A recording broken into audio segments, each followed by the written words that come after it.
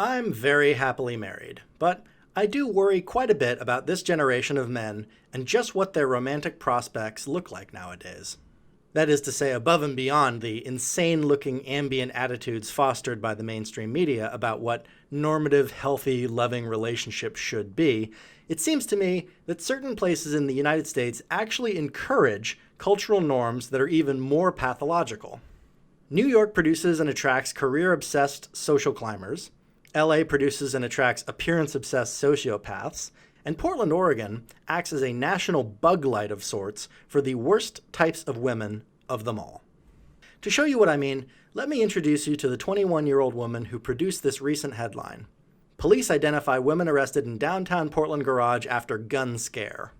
Officers responded to a report of an armed woman in a parking garage and people doing chop shop activities like breaking down stolen bikes for parts. Public transit nearby was shut down in the surrounding area. When confronted, the suspect started pouring out alcoholic beverages, and this young woman reached into her purse and pulled out a gun, then stuffed it back in. She refused to comply with police commands and appeared to be having some sort of mental health issues. Turns out the gun was only a BB gun, but per the police, this is apparently the third incident that she's been involved in with a realistic-looking or replica firearm. She's also been arrested in the past 2 years for reckless burning, attempted arson, criminal mischief, aggravated harassment, and attempted assault on police officers. But for the real glimpse into this poor woman's miserable existence, you need to look at her social media accounts. Posts like, quote, "Why is medication the answer to everything? It isn't," unquote. So clearly, what we can gather from this cry for help of hers is that she hates being on her court-appointed meds, despite the continued consequences to herself and the community when she's in the midst of one of her regular mental health crises. But it's like she's proud of it or something. She's single, but clearly has a young child whose father is no longer in the picture, and her Instagram claims she is a, quote, wannabe model chick, unquote. Unfortunately, at 5 foot 5 inches tall and 170 pounds, I think her modeling days are long since over. Oh, wait. Was she a great big fat person? Yeah, she was a big girl, sir.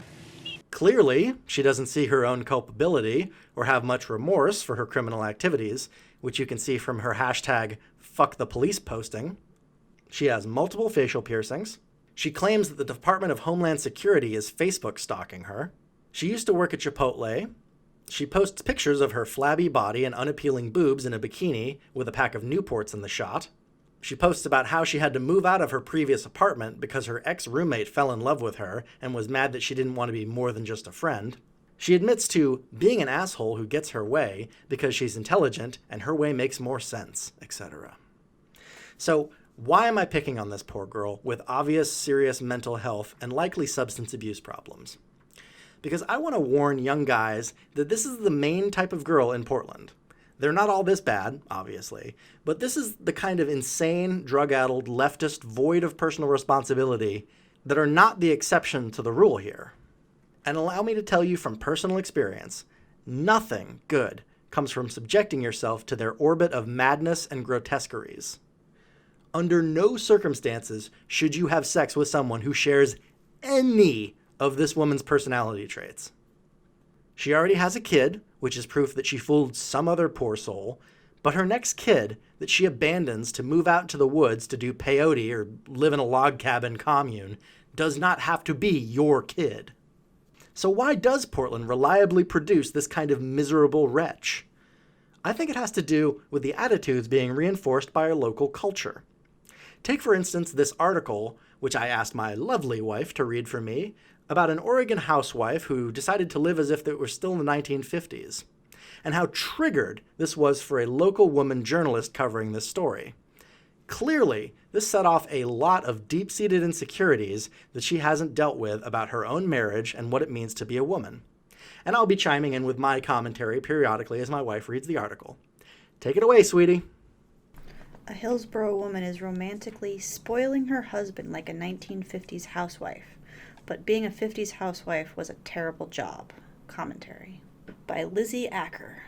A story posted by the New York Post Monday tells the tale of Katrina Holt, a Hillsborough woman who quit her job to cosplay as a 1950s housewife.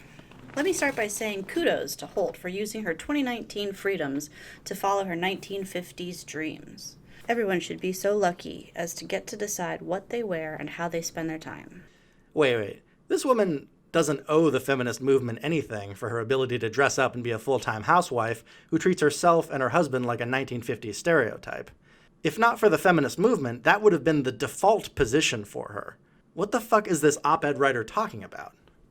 That's the future our foremothers fought for. But as much fun as I am sure she is having living a vintage life, which literally includes watching shows like I Love Lucy and listening to vinyl recordings, I think it's important to remember that being a 50s housewife was actually totally awful, and something our grandmothers and mothers fought against. I mean, speak for yourself. My grandmothers loved being housewives and stay-at-home mothers. Neither of them ever rebelled against their traditional roles publicly or at home. They venerated their hard-working blue-collar husbands, and they cherished the raising of their children. For example, once I called my grandmother and asked her for her recipe for cloud biscuits, these delicious biscuits she used to make that we would smother in butter and homemade raspberry jam on Thanksgiving. "Why would you want that?" she said. "Go to the store. Go to the freezer section. Buy some pre-made biscuits and put them in the oven." She straight up refused to give me the recipe because it was hard and took a long time to make. In her mind, it was a waste of time. Right, but you, yourself, wanted that recipe, because even though you knew store-bought biscuits were available and they were easy to make, you wanted either the better taste of these homemade cloud biscuits, or you wanted to recreate the tradition or the sense of accomplishment for your own Thanksgiving friends and family diners. Getting off the phone, it occurred to me that spending every day of your life serving a husband and 5 children wasn't fun at all.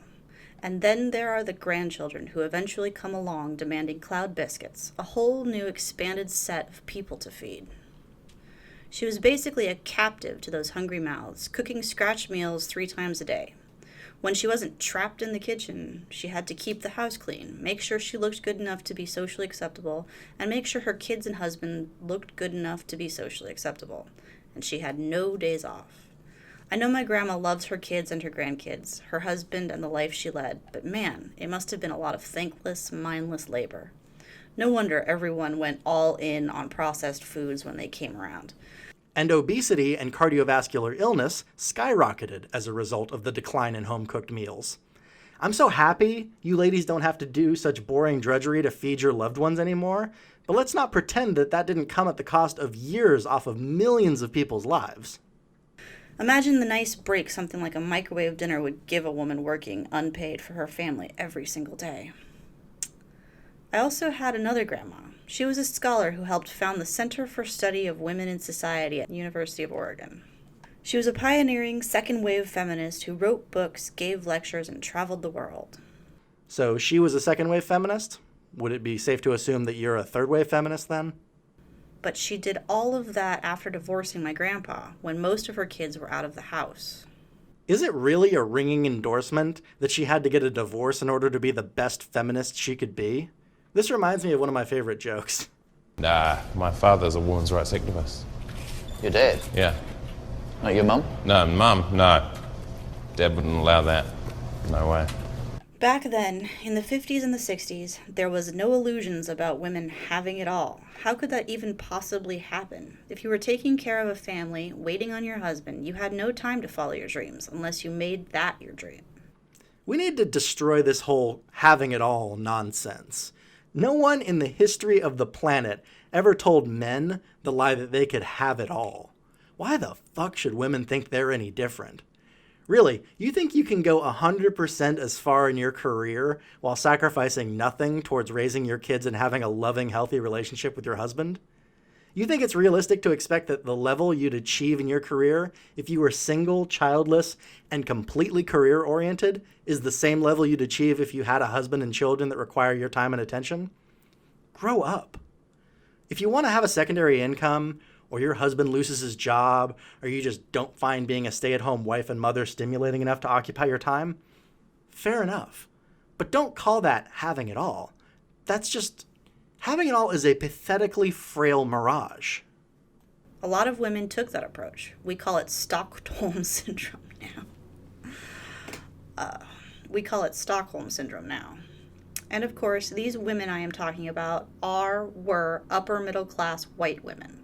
Romanticizing the 1950s is especially gross when you think about how women of color and poor women were treated back then, and the lack of education and choices available to them. Because the women in this country demanded something approaching equality, Holt has the chance to live out her fantasy. Not every woman in America is so lucky.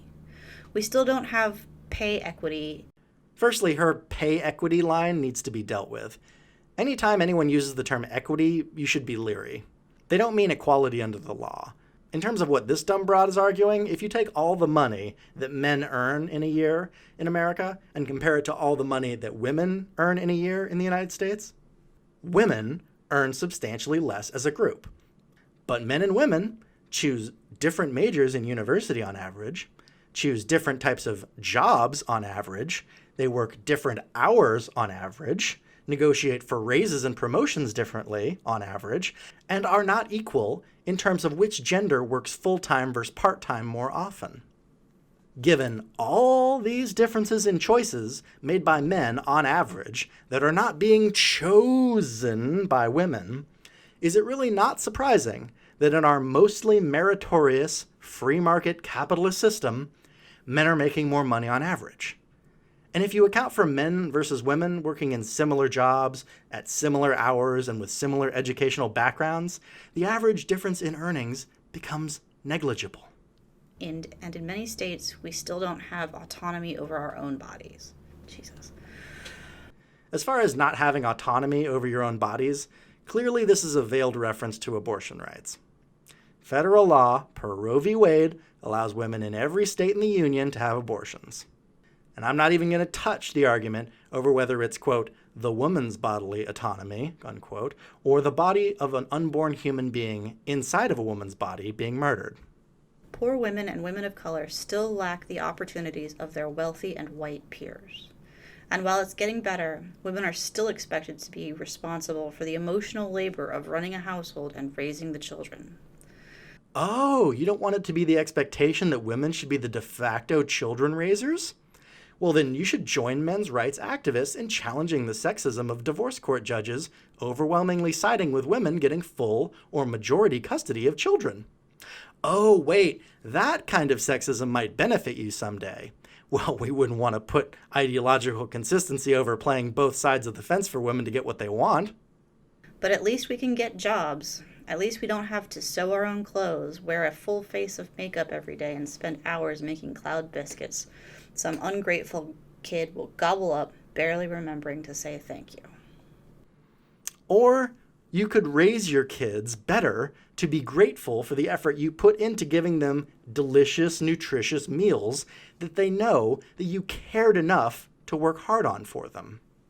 Who knows what evil lurks in the hearts of men? The shadow knows. Hi guys, Media Shadow here. I'm trying to grow the channel and hopefully get more than one video out a week. So if you like what you've seen, please give me a like, subscribe, share, or drop me some coin on Patreon. I've left a link in the description of the video. Thanks!